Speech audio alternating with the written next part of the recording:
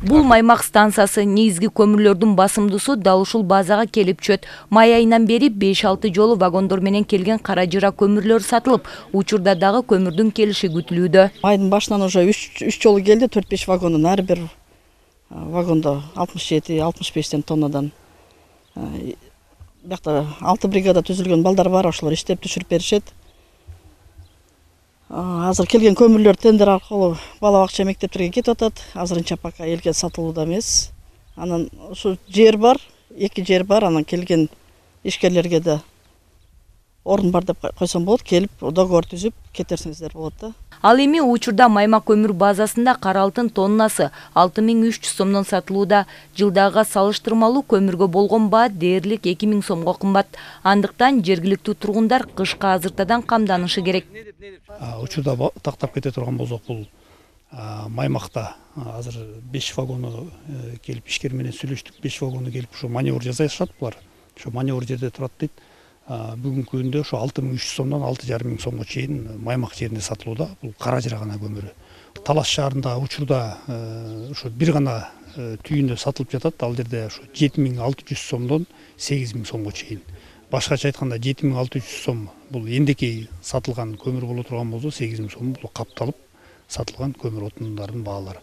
Бүгүн облус башчысы Нурлан Дардановдун тапшырмасынын негизинде атайын комиссия түзүлүп, Маймак станциясындагы көмүр базаларды кыдырып, бааларына мониторинг жүргүзүштү. Негизги максат бааны туруктуу кармап, элдик көмүр менен камсыздоо.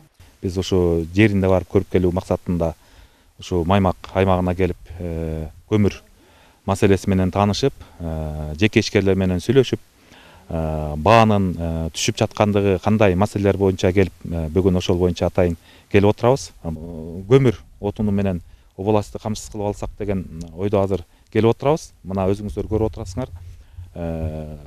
Көмүрлөр келип түшүп атат. Бирок бул күндөн баштап дагы жеке ошо ишкерлерди дагы тартуу менен, конкуренцияны күчөтүү менен ошо баа саясатын турукташтырып, андан тышкары жанагындай туруктуу, анан керектүү өлчөмдө областты камсыз кылуу максатына келип отурабыз. Ал эми жеке ишкер Мурат Эшалиев 13 жылдан бери Маймак станциясында көмүр сатып ишкерчилик кылат. Жаздан баштап 700 тоннадан ашык кара жыра көмүрүн сатып койгонун айтат. Учурда базада 350 тоннадан ашык көмүр бар. Жергиликтүү ишкерлер дал ушул жерден көмүр ташып сатууда. Көмүр азыр базада 350 тонна бар. Жаста 6000ден баштаганбыз. Азыр 6300 тонна болду. Эл келип алып берсе болот, көмүр пока жума сайын келип турат да. Буюрса.